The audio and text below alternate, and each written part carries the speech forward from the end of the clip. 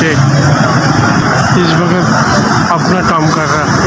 आपकी दुआएं से तस्वीर बेच रहा, टोपी बेच रहा, क्या कोई 800, 1000, 700 रोज़ कमा रहे। मेरा 3 बच्चे हैं, 1 बेटी 2 बेटा, अपना घर का खर्चा चला रहा। आपका बहुत बहुत मेहरबानी। अल्लाह आपका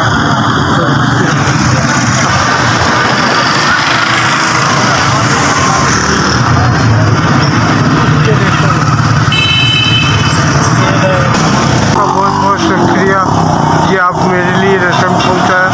हमारा बच्चा को आपने ख्याल रखा। अल्लाह पाक आपको ख्याल रखेगा। अल्लाह पाक आपका ज़िंदगी दे।